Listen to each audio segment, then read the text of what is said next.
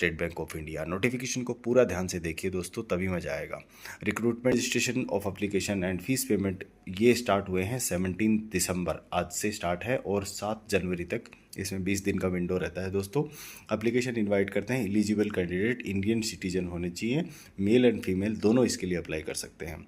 आप किसी भी स्टेट से अप्लाई कर सकते हो, बशर्ते आपको उस स्टेट का लैंग्वेज आना चाहिए। अभी बात कर लेते हैं वैकेंसीज़ की। तो वैकेंसीज़ की बात करें तो बहुत ही बम्पर वैकेंसी बताते हुए भी बहुत खुशी हो रही है दोस्तों। ये गुजरात में गुजराती लैंग्वेज आना चाहिए, 1073 वैकेंसी होना चाहिए। आंध्र प्रदेश में तेलुगु उर्दू 50 वैकेंसी है। कर्नाटका कन्नड़ 50 वैकेंसी है। मध्य प्रदेश छत्तीसगढ़ हिंदी 1317 और 483। उड़ीसा में उड़िया 362। हरियाणा में हिंदी पंजाबी 306। जम्मू कश्मीर में उर्दू हिंदी 141। हिमाचल प्रदेश हिंदी 170। इसके बाद में आता है आपका Chandigarh union territory Hindi Punjabi 32 vacancy. Ladakh union territory Urdu Ladakhi Bodhi 32 vacancy and Punjabi Hindi 569। Tamil Nadu and Pondicherry Tamil 336 and 4। Telangana Telugu and Urdu vacancy 342। Rajasthan Hindi 445 and West Bengal Bengali Nepali 1254। Andaman islands में हिंदी और इंग्लिश वैकेंसी 70। सिक्किम में नेपाली इंग्लिश वैकेंसी 56। उत्तर प्रदेश में हिंदी एंड उर्दू वैकेंसी 1894। महाराष्ट्र में मराठी वैकेंसी 1163। इसके बाद में गोवा कोंकणी 20। दिल्ली हिंदी 343। उत्तराखंड हिंदी 316। अरुणाचल प्रदेश इंग्लिश 66। आसाम में असमी बंगाली और Bodo vacancy 311। Manipuri English vacancy 55। Meghalaya English Garo Khasi 85। Mizoram में Mizo vacancy 40। Nagaland English 70। Tripura Bengali and कोरबोको वैकेंसी 65। बिहार में हिंदी उर्दू वैकेंसी 1111। झारखंड में हिंदी एंड संताली वैकेंसी 676। केरला में मलयालम वैकेंसी 426। लक्षद्वीप में मलयालम वैकेंसी 2। टोटल वैकेंसी हैं 13,735।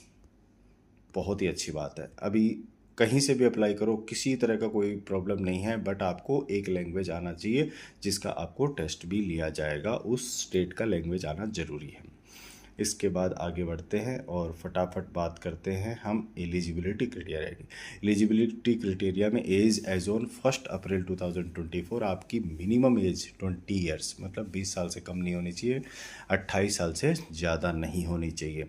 एज लिमिट में रिलैक्सेशन मिलेंगे as per government rules. SC/ST में 5 साल, OBC 3 साल, PWBD के लिए 10 साल एंड SC/ST PWBD के 15 साल, OBC के लिए 13 साल। एक्स सर्विसमैन डिसेबल और नॉर्मल एक्स सर्विसमैन के लिए उसके एक्चुअल सर्विस एज में से माइनस करके +3 इयर्स का उसको छूट दिया जाता है।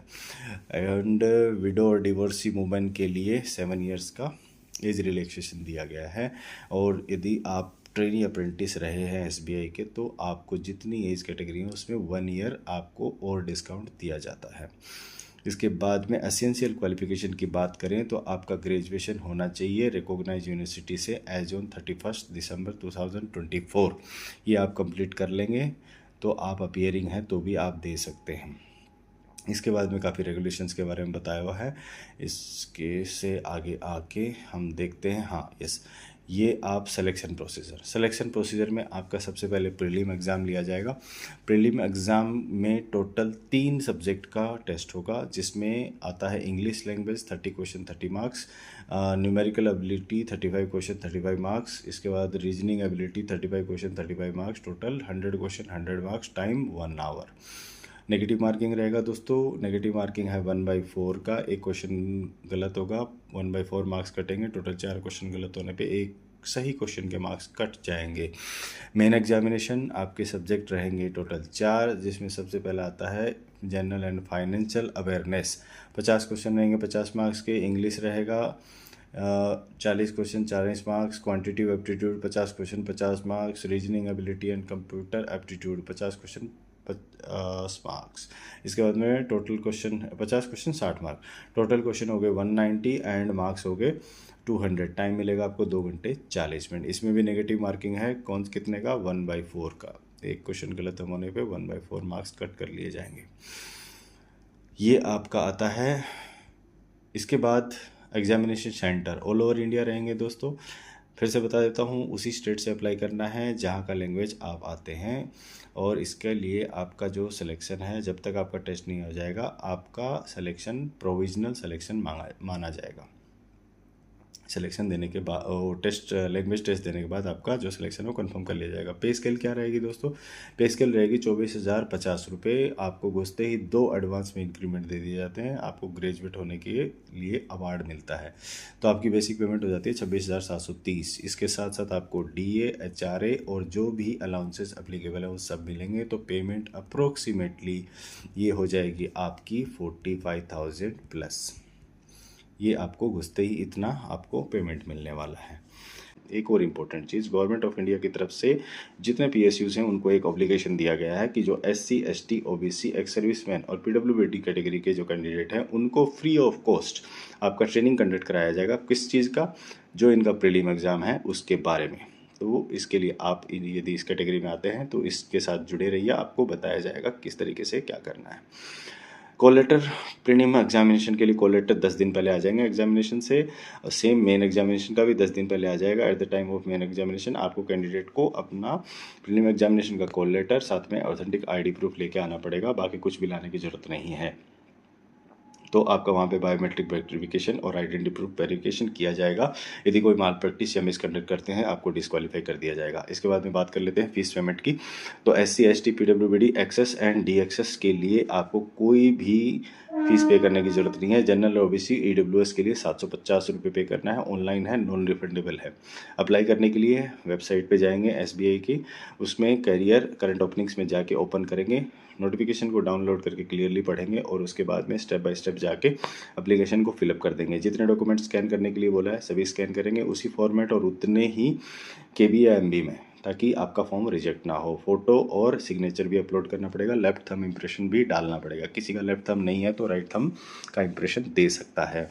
इसके बाद में tentative centres all over India, जैसे मैंने बताया, साथ ही साथ बता देता हूँ फिर से एक बार कि एग्जामिनेशन कहीं से भी लिख सकते हो, बट आपको वहाँ का लैंग्वेज आना ज़रूरी है।